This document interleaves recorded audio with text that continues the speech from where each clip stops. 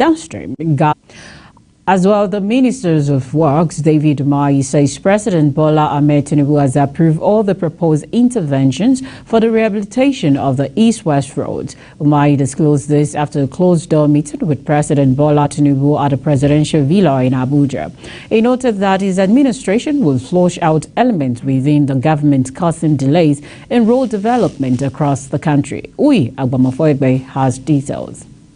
According to the minister, the president also gave approval for the consultants, engineers, and a task force to be on every site from Lokoja to Benin, Warri, Cross River, and other parts of Nigeria to monitor the progress and quality of construction being carried out by contractors. There are some contractors that have 20 jobs and they have 2 equipment on site. It can no longer be the same. We have minimum requirement of equipment on site for a particular work. And if you don't have it, you will leave the site. Nobody can hold this country to ransom. Nobody. Our local contractors are advised to wake up. The Works Minister also begged Nigerians and other stakeholders to join hands and support the initiative of the Renewed Hope administration to build roads using concrete rather than bitumen. Why is it that when you bring bitumen here, you are putting modifier, enhancer, this and that? The question is, in overseas, do they put all these things? So why would you allow adulterated bitumen and then you come here, you say you are putting modifier, And we are witnesses that in the 50s, the road constructed on asphalt in the 50s were much more durable than what we witness today. So this is all that we are saying. We are not saying people should not, construct roads on asphalt. But if Nigerians are saying they should not have value for their money, the road should be continue to be constructed every year, the same road, then it's very unfortunate. He warned that contractors who fail to comply with the alternative use of concrete pavements to build more friendly and durable roads. At Justice Donatis Okorowo of the Federal at Justice Donatis Okorowo 11th race, Chief Temipere Silva, Justice Okorowo ruled that Silva, having been sworn in twice and ruled for 5 years as governor of Bayelsa State, would breach the 1999 Constitution as amended if allowed to contest and eventually win. Kikelomo Okere tells us more. Speaking to State House correspondent in Abuja, Chairman of Progressive Congress Abdullahi Ganduje assured party members and supporters that the setback resulting from the judgment will not deter the APC from its preparation for the upcoming election in Bayelsa State. Ganduje emphasized the party's commitment to the electoral process despite the recent legal challenges. It's unfortunate that judgment, but we can say that it is democracy in action. But we learned that the person who took the issue to the court of law is not even qualified because he did not contest with the Silva. Therefore, he's not even qualified for him to take the issue to the court. However, we are appealing. We are waiting for the judgment and then we appeal on that issue. Well, last 2 weeks I was in Bayelsa for 2 good days, and I think they were ready, and they are still ready to win the election. Therefore, this is a little distraction anyway, but we will overcome it.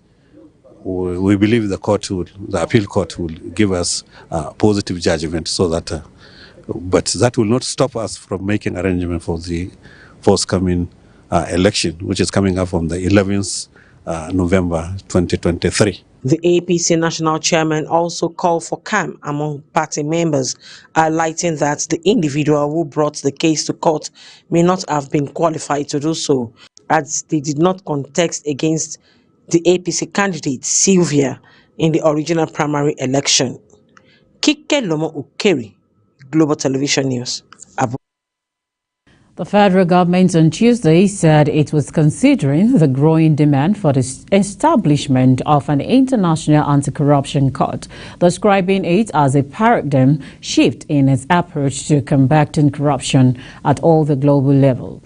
The government said the corrosive impact of corruption on Nigeria's development, stability and prosperity could not be overstated. The Attorney General of the Federation and Minister of Justice, Lateef Fagbemi San, represented by Deputy Director, Public Prosecution Yusuf Abdullahi Abdulkadir, stated this in a speech delivered in Abuja during the 33rd Anti-Corruption Situation Room organized by Human and Environmental Development Agenda, also known as HEDA Resource Center, in collaboration with Integrity Initiatives International, while describing corruption in all its ramifications as a great threat to the stability, progress, and development of nations around the world. The AGF said graft was a cancer that knows no boundaries, undermines trust, weakness, institutions, hampers economic growth, and perpetuates social injustice. As well, the Nigeria Air Force has received 2 additional Diamond 62 aircraft as part of its effort to intensify ongoing air operations against insecurity in the country. The new aircraft were received at a ceremony held in Ilorin, Kwara State on Wednesday. This was contained in a statement issued by the Director of Public Relations and Information, NAV, Air Commodore Edward Gaboit. In his remark during the ceremony, the Chief of the Air Staff, Air Marshal Hassan Abubakar, noted that the process that culminated in the arrival of the 2 additional aircraft began about 2 years ago when the federal government appropriated funds for the acquisition of 4 Diamond 62 aircraft for the NAV. According to him, out of the 4 aircraft, the first 2 aircraft were delivered between February and July 2023, while the remaining 2 were being received today. The coordinator, Minister of Health and Social Welfare, Ali Pate, has called on Nigerians to decriminalize mental health, but rather empathize with patients suffering from such diseases. The World Mental Health Day is an international day for global mental health education, awareness and advocacy against social stigma. The day was established on October 10, 1992 by the World Federation for Mental Health. Pate made the call on Tuesday in Abuja during the commemoration of the 2023 World Mental Health Day with the theme, Mental Health is a universal human right. Pate stated that no reason should mental health be criminalized in the present day. According to Minister, we should have a progressive approach to look at it. Since we do not criminalize malaria, why should we criminalize mental health issues? In commemoration of the United Nations Day of the Girl Child, Lagos State Governor Babajide Sanwo-Olu has joined Nigerians and the rest of the world to celebrate the girl child. The governor used the occasion of the event aimed Invest in Girls' Rights, Our Leadership, Our Well-Being to highlight his administration achievements in child education, especially for girls, through the Eco Excellence in Child Education and Learning Eco Excel program. Eco Excel, launched in 2019 by Sanwo-Olu and managed by the Lagos State Universal Basic Education Board, LASUBEB, has been transformative for the girls in Lagos Public Primary School. Hakeem Shitu, who oversees the program, stated that Lagos State government has made significant investment in girl child education. The 2023 International Day of the Girl Child event was a collaborative effort between UNICEF and Plan International, uniting adolescent girls with advocates for their rights, including UN leaders, NGOs, businesses, and government.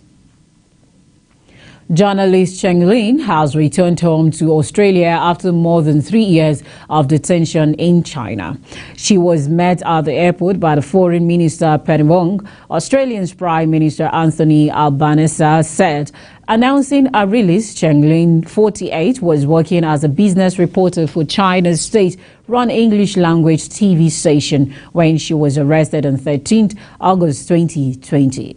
She was later accused of illegally supplying state secrets overseas. Her charges were never made public. Cheng was freed as foresee relations between Canberra and Beijing appear to be thawing tensions between the two countries during the pandemic, which led to a Chinese ban on Australia's airports like Bali, coal and timber. Those blocks were lifted earlier this year, the first signs of a gradual easing of the diplomatic impasse on Wednesday. Following Cheng's release, Albanese said it would facilitate a trip to China at a mutually agreed time this year. He added that Ms. Cheng has been reunited with our two children in Melbourne. The United Nations Indigenous Peoples Rights expert on Thursday urged all Australians to back a reform that would recognize Indigenous people in the Constitution for the first time.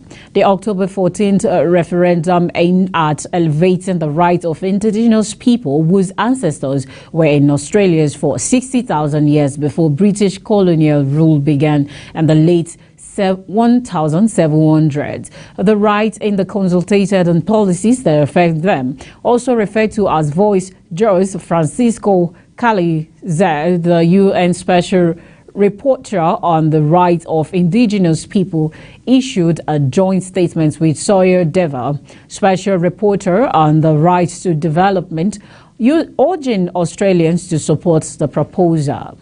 In the next 7 days, I was in Queensland yesterday. I will be in the other 5 states and 2 territories over the coming 7 days. And I cast my vote today for yes, and I did so proudly in the knowledge that this is the request of Indigenous Australians.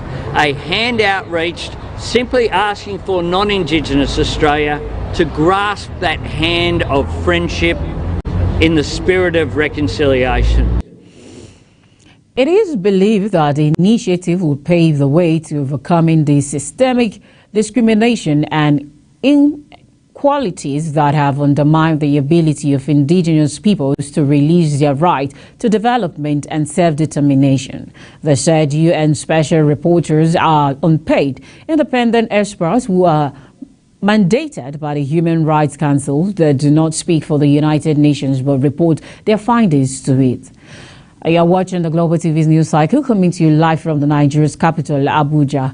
On StarTimes channel 276, kindly follow us across our social media platform using the Global TV NG and other handles now showing on your TV screen.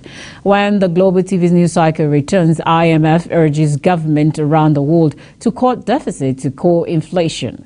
We'll be back with details of these and other stories right after this break. Please stay with us, don't go away.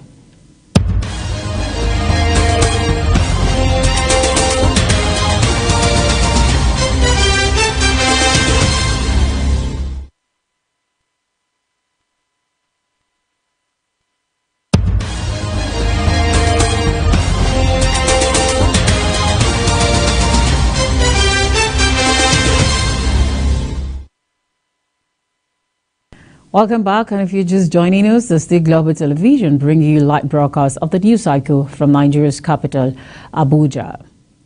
The chief executive of the Nigeria Midstream and Downstream Petroleum Regulatory Authority, Farouk Ahmed, has said engagement in ongoing with the Central Bank of Nigeria, CBN, to ease access to foreign exchange so that other marketers can import petrol into the country. This is as the NNPC has again averted to being the sole importer of petrol as the foreign exchange crisis persists. This is coming barely 5 months after the company said it would no longer be the sole importer of petrol into the country. The Group Chief Executive Officer of Nigeria National Petroleum Company Limited, NNPC, Malik Kyari, said yesterday foreign exchange issues have not allowed private companies to import petroleum products. According to Kyari, the NNPCL has once again become the sole importer of petrol since private companies cannot access foreign currency due to shortage issues. However, Farouk, who met with representatives of the oil marketers yesterday to resolve the challenges faced in the importation and smooth distribution of petroleum products in the country, said the internal restructuring ongoing on the CBN, the situation will be resolved soon. As well, the International Monetary Fund, IMF, has called on governments around the world to take more meaningful steps to rein in public spending and raise revenues or risk hindering central banks' efforts to tame inflation. Victor Gaspar, head of the Fiscal Affairs Department at the multilateral lender, urged policymakers to tighten fiscal policy at a time where it was becoming increasingly difficult for most countries around the world to balance public finances. According to reports gathered from the Financial Times ahead of the fund's annual meetings in Marrakech, Morocco, he said Gaspar's comment come amid a surge in global borrowing costs as central banks have sought to bring inflation under control. Financial markets saw some reprieve this week, but Gaspar warned that debt servicing costs for government were on the rise. He warned that this would be a persistent trend over the medium term and have a lasting effect. His call came ahead of the IMF latest reports on the top fiscal challenges confronting government. The Fiscal Monitor, published on Wednesday, warned on rising deficit, reflecting slower growth and higher real interest rates, with governments dipping further into the red and current trends. Government debt would grow considerably faster than pre-pandemic projection, with global public debt ratio on course to approach 100% of gross domestic product by the end of the current decade. A symbolic coin of $1, 1 ruble, released in 1988 as a symbol of dismantled hand made of the metal of destroyed missile in picture in Moscow. On October 10, 2023, the ruble flew further against the dollar a few days after Russia's President Vladimir Putin said the sanctions hit country's economic situation was stable. In recent days, the Russian currency was falling down in exchange trading below 102 rubles per dollar. And that's it on Global TV News Cycle, coming to you live from Nigeria's capital, Abuja. On StarTimes channel 276, kindly follow us across our social media platform using the Global TV NG and other handles now showing on your TV screen. On behalf of the production team, I am Judith Peters. Thank you so very much for watching. I'll see you again. Good evening.